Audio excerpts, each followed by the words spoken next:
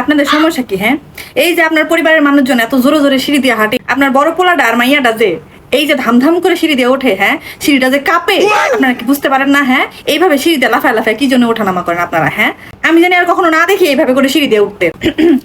ভাবি, আপনাদের দরজার সামনে এত জুতা কোত্থেকে আসে? হ্যাঁ, আপনাদের বাসায় এত গেস্ট আসে, প্রতিদিন প্রতিদিন এত গেস্ট আসে। আমার টাঙ্কির পানি আমি 2 বেলা করে ছাড়তাম, আপনারা আমার বাসায় আসার পর থেকে টাঙ্কির 3 বেলা পানি ভরি, তারপরও পানি থাকে না। কি সমস্যা আপনাদের? এত লোক থাকবেন সেটা তো আমাকে বাসা নেওয়ার সময় আপনারা বলেন নাই।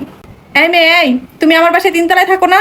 তোমার চুল কাট এরকম কেন? হ্যাঁ, এভাবে কেন চুল কাটছো? কেমন দেখা যায় তোমাকে? তোমাকে তো ছেলেদের মতো দেখা যায়। তুমি একটা মেয়ে মানুষ, তোমাকে মেয়ে মানুষের মতো থাকতে হবে, সেটা জানো না? পরিবারে কোনো শিক্ষা দেয় না? এটা কিভাবে কিভাবে চুল কাটায়? এগুলো এভাবে চুল কাটছো কেন? কি ব্যাপার ভাবি, আপনারা আমার বাসার গেটের চাবি কয়জনের কাছে দিয়ে রেখেছেন? হ্যাঁ, আপনাদের বাসায় সকাল বিকাল দেখি লোকজন আসা যাওয়া করে, সবার হাতে একটা করে চাবি, আর সবার হাতে একটা করে চাবি। আমার বাসায় যদি কালকে চুরি ডাকাতি হয়, তার দায়ভার কি আপনারা নেবেন? বলেন, আপনারা নেবেন? না না না, আমি কেন আপনাদেরকে চোর বলবো? আমি আপনাদেরকে চোর বলিনি, কিন্তু আমার বাসার তালার চাবি এত মানুষের কাছে কেন থাকবে?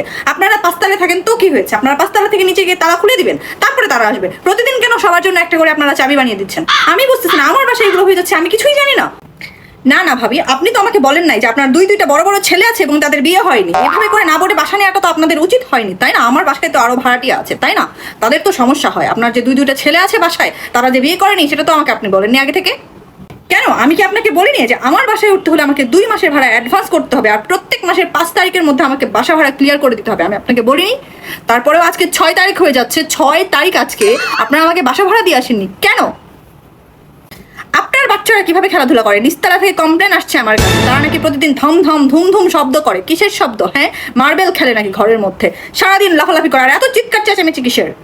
আপনার বাচ্চাদেরকে আপনি ভালোভাবে বলতে পারেন না, বুঝাতে পারেন না? কেন ফ্লোরের মধ্যে এত জোরে জোরে শব্দ করে? নিস্তালা থেকে আমার কাছে কমপ্লেন আসছে।